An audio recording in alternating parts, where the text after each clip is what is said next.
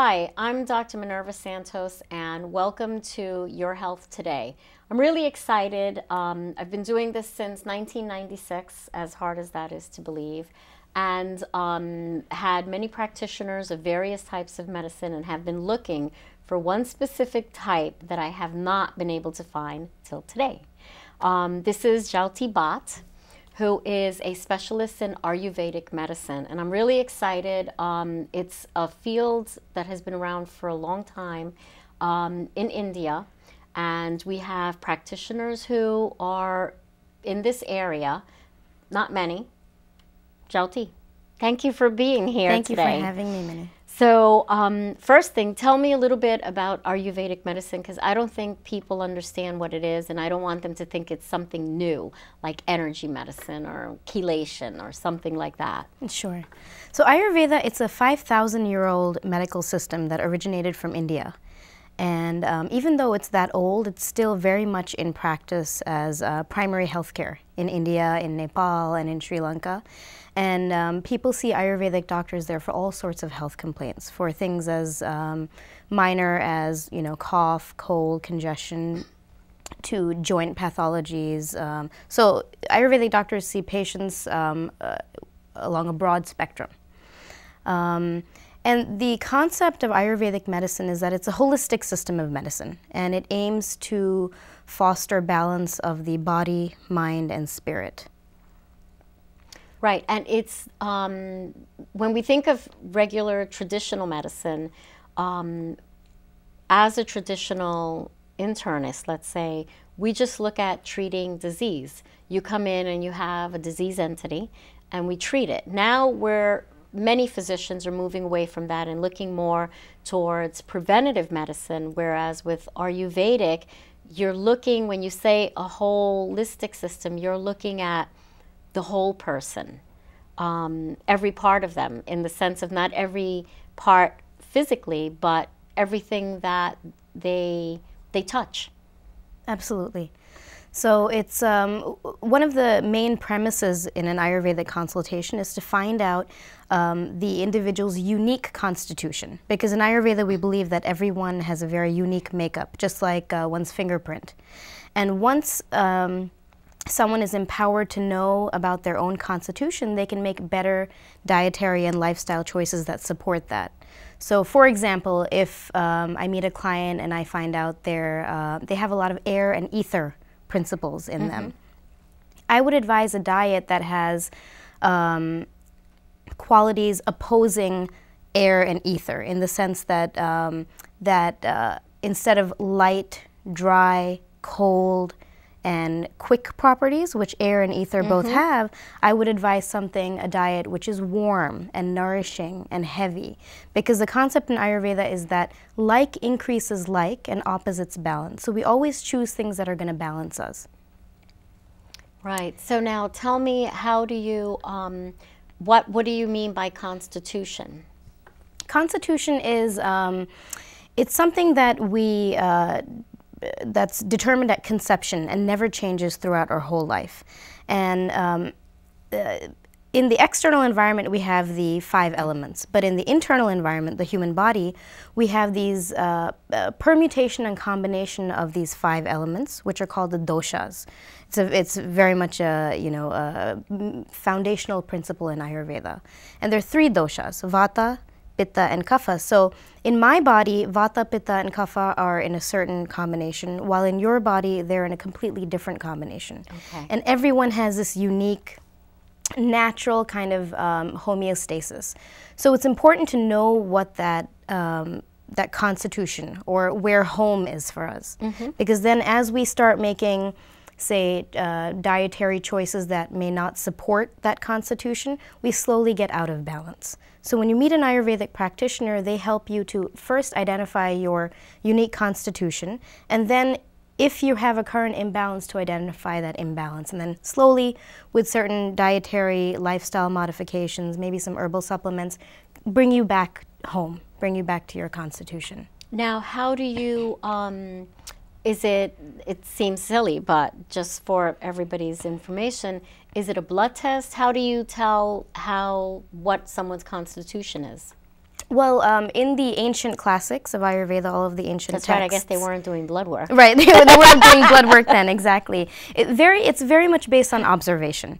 So, you know, having studied Ayurveda, you know, I and then other practitioners, we know what the basic physical and mental characteristics of a Vata personality, a Pitta personality, a Kapha personality may be, or even a dual doshic personality. So just by observation, we can usually tell. Then by taking someone's history, finding out about their preferences, that usually leads us to figure out what constitution one is. And then there are also diagnostic measures. So we look at the tongue. We feel the pulse, we look at the nails, and then using all of those techniques, we're able to figure out what constitution. You know, it's very interesting because in Chinese medicine, it's very similar that they feel you're born with a certain constitution, and they also have the 5 elements. They also are that's the basis of their exam, is the tongue, your pulse.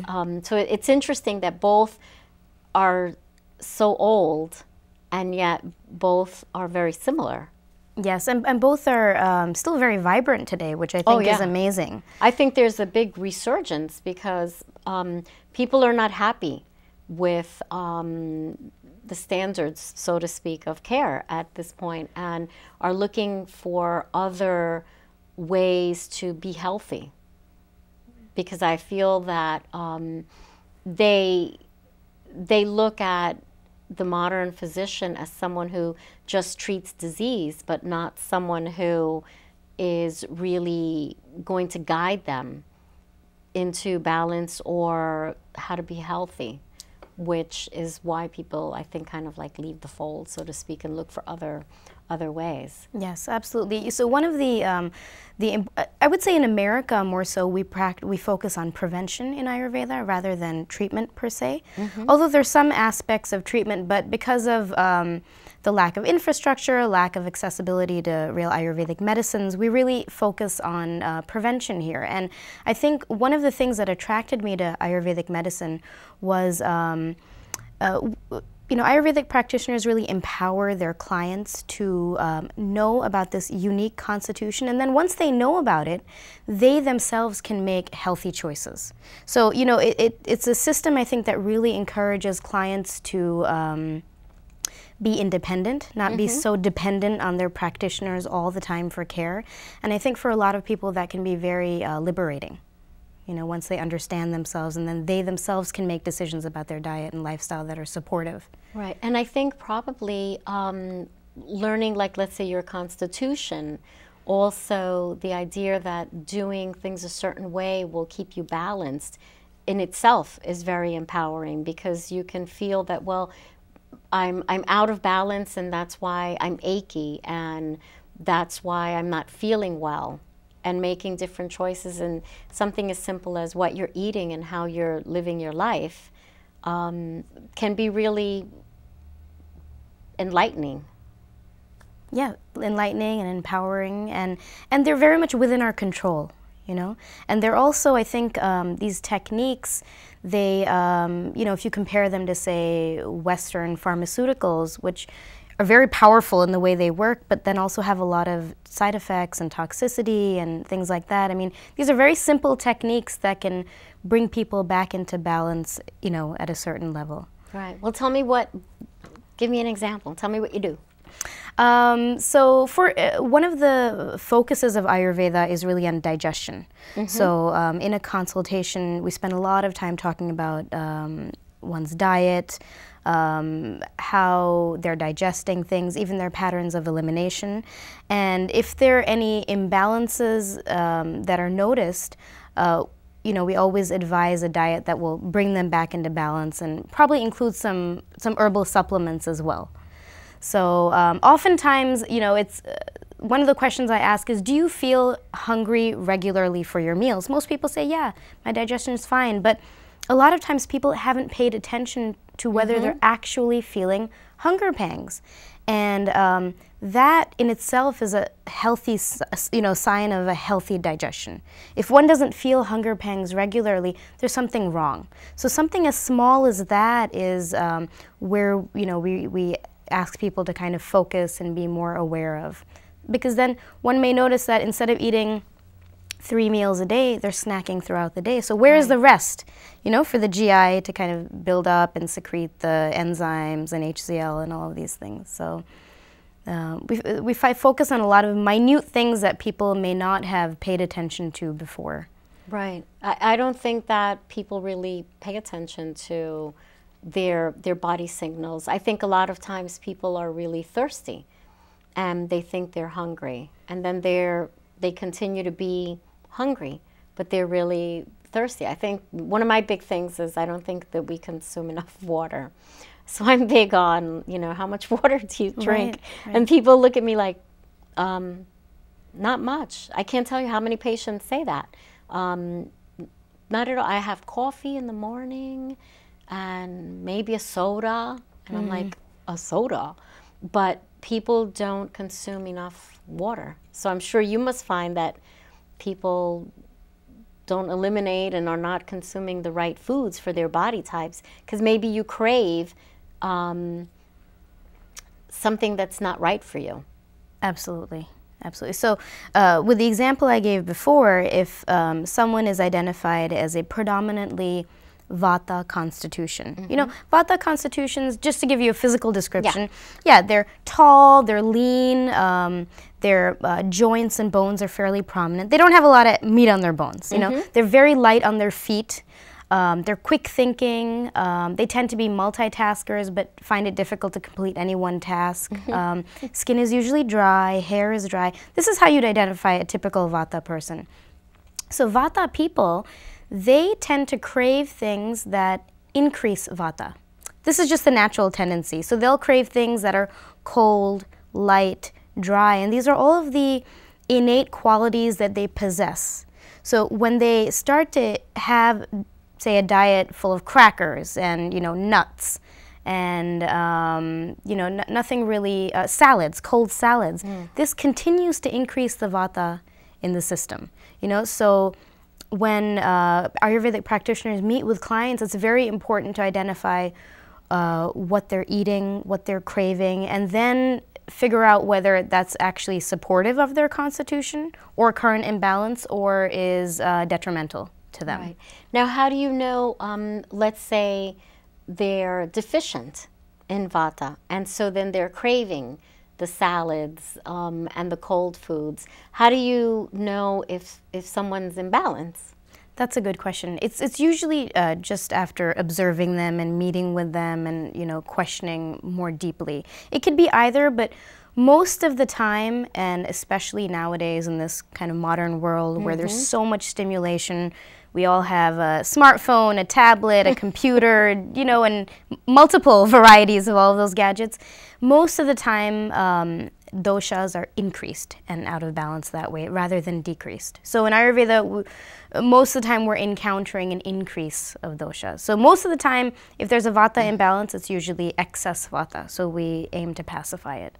Right. Now, if you do have excess, how does it manifest? Is that then manifest as an illness? It could. In the initial stages, so the concept of pathology in Ayurveda is multiple steps. So in the initial stages, when the doshas just start to get out of balance, we may notice some symptomology in the body. So if Vata gets out of balance, perhaps some bloating, some gas, some gurgling in the abdomen. These are all Vata symptoms. Slightly dry skin. But if we don't take measures to pacify Vata in those early stages, then it can continue to increase. And if it increases for a long period of time, then it can definitely cause diseases.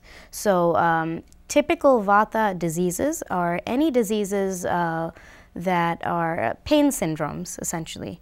So, low back pain, cervical pain, joint pain, any kind of musculoskeletal pain is typically Vata. Even any kinds of neurological deficits are also considered Vata problems. And Vata, out of the three doshas, Vata, Pitta, and Kapha, it's considered the strongest dosha, and it's usually involved in quite a lot of pathology. So much of the time when when I work with clients, we focus on balancing Vata. Because once Vata, that strong dosha, that strong energetic principle comes back into balance, usually the other two doshas follow suit. Right. Now, tell me about the other two a little bit, just so that everybody has an idea. Because I know everybody will be thinking, like, what am I? Exactly, exactly. Yeah, and if people are curious about what they are, there's a lot of quizzes people can do online now. I was telling you about that. There's like I think it was like a 200 question quiz that I took one time. Oh wow! Okay, there are many short ones now. It took me a couple of days. I was like, okay. And then at the end, you're still wondering, right? What am I? So Vata, as I said, is the air and ether principle, and Pitta is the fire and water principle. It's predominantly fire. So Pitta predominant people tend to be of a moderate build. They are muscular in tone. They kind of have a ruddy, reddish complexion, slightly oily skin. Their digestion is phenomenal, because they're governed by fire, so they have a lot of that fire principle in them. And in Ayurveda, we compare digestion to Agni, or the fire. Right, okay. So, they can eat anything, and they're fine. But what happens is, because their digestion is so strong, oftentimes they can overeat. They're real foodies, so later in life, they can start to get digestive problems. Pittas also, they can tend to have inflammatory issues, so especially in the skin, because it's a fiery principle. In terms of their, kind of behavior and psychology, they are very focused. They are real task masters. They're very good at being administrators and that sort of thing. Those are Pittas. Kapha is a principle made out of water and earth. It is responsible for stability, keeping structures together, so the integrity of our joints, and our structure on the whole. Also our immunity. It is responsible for love and compassion. And Kapha people tend to have a little more, they're a little more meat on their bones. They're generally a little heavier. Doesn't mean to say they're overweight, but if Kapha gets out of balance, it's very easy for them to gain weight. Easy to gain, hard to lose. They can be susceptible to respiratory disorders, because Kapha is sometimes translated as mucus in English. So cough, colds, congestion, this kind of thing. So it's fascinating. Now, tell me, I was reading about one of the treatments that you do with oil. Tell me about some of the treatments besides the balancing with diet. What other modalities do you use? Yes, so a big part of Ayurvedic therapies, other than offering herbal supplements and oral medication, are external body therapies. The most common and the most basic therapy is called Abhyanga, and Abhyanga is a full body oil massage. And it's different from say a Western Swedish massage, where the same oil is used for everybody, and the strokes tend to be the same for everybody. In Ayurvedic Abhyanga massage, the oil is very specific to the person's, either their constitution or their imbalance. And they're completely herbal, heavily kind of herbalized oils. The base is usually sesame. And it's, full body oil massage. So when you leave an Abhyanga, you are coated from head to toe, dripping with oil. And it's an amazing experience. It's very grounding. People usually sleep well for days after, because their bodies have been saturated with so much oil, and that high energy Vata principle has really kind of been grounded and settled. That's one therapy. So oil can be applied on the whole body. It can also be applied in localized regions. Another common therapy for, say, back pain, localized pain in the back, it's called Kati Basti, where we build a dough donut. So imagine a donut like this made out of dough is placed on the lower back, and then medicated oil is filled into that donut and retained there for about half an hour. And all of these therapies, traditionally speaking, are sequentially performed. So literally from Monday through Sunday, you're having a therapy every single day for usually about an hour. So this is the traditional way it's done in India. Of course, here in America, the method of administration has been altered a little bit. So oftentimes we may do, say 2 massages per week for a few weeks, or 1 massage per week for a few weeks. Because, who can come in for a massage? It would be lovely. I was just going to say, that would be great. I'd love that. Maybe once insurance starts paying then. Yeah. And tell me about the oil that drips. I saw that on TV. Yes, that's become a very popular therapy now, especially in Ayurvedic spas. I think even non-Ayurvedic spas are introducing it. It's called Shiro Dhara. Shiro means head. Dhara means a constant flow of oil.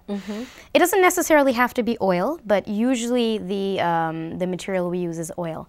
And it's an excellent therapy for insomnia, for anxiety, for even for, say, premature graying, premature hair loss, and just, for people who have an unsettled mind, where the mind is constantly moving, they're not able to focus on things. Just sounds like everybody. Yeah, it really is these days, We're just, we're pulled in so many different directions, and the therapy is very, very effective for those kinds of and imbalances. What is it? So one lies down on a massage table, and the eyes are covered with, a cotton pad. The neck is bolstered with a towel or a pillow.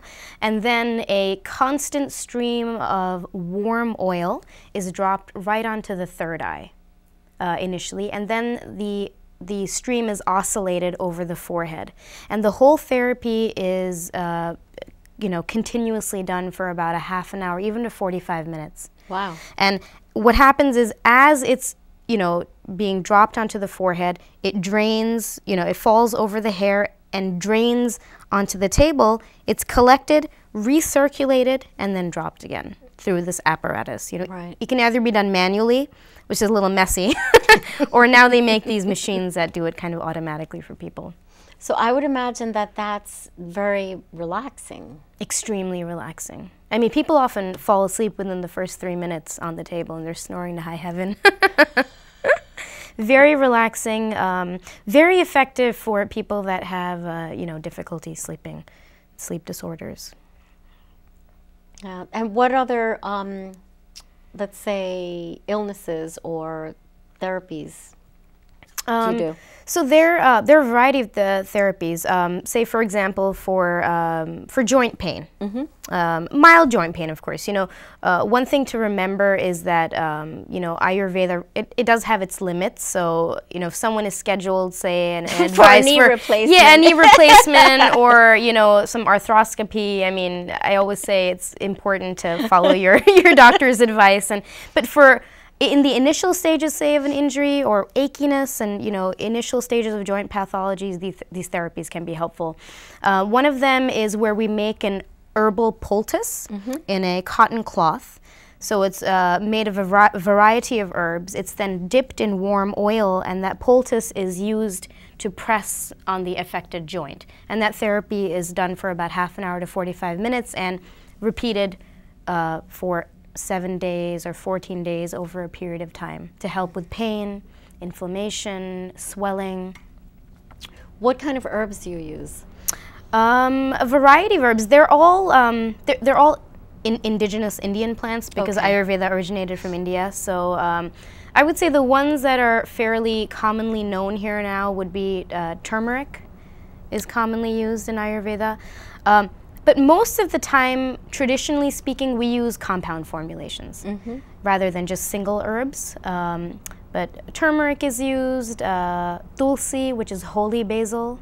Holy basil is very popular. I recommend it to patients for anxiety. So it's very popular. You're reading about it. Well, I'm reading about it in all these magazines now, you know, that people read on, you know, get this for that, get this for that. It's almost like they're recommending it for everything. I know. It's like a panacea for everything. Yeah, it's interesting. Yeah, holy basil is, at least from an Ayurvedic perspective, it's specifically indicated in respiratory disorders. It's also considered an adaptogen, so just to help people manage stress levels, so with anxiety. That's why I'm using it, yeah, because there are a couple of adaptogens, but besides the holy basil, what other? A Brahmi, which is it? No, Brahmi is not Godukola. Manduka Parni, Godukola, which is commonly used from, you know, Western herbalist standpoint. That's used. That is very good for promoting memory, concentration, attention, alertness, and focus, which we all need as well. I know. No one can focus anymore. Right. Now, if people wanted to reach you, what's your number, if you don't mind just... Oh, sure. What the number is? Sure. It's 914-432-2987. Yeah. I think it's fascinating, and I'm so glad that I found you, or that you found me, or that your mom told you to call me, however that worked out. The universe brought us together. Yeah, that's exactly what happened, after much difficulty. Yes. But, you know, thank you. And if you don't mind saying your phone number one more time. Sure. It's 914-432-2987. And my wellness center is called Swastha Wellness, and it's located in Yorktown. Perfect. Thank you. And hopefully this has been really informative, and we'll see you next month. Thank you, Minnie, for having me. You're welcome.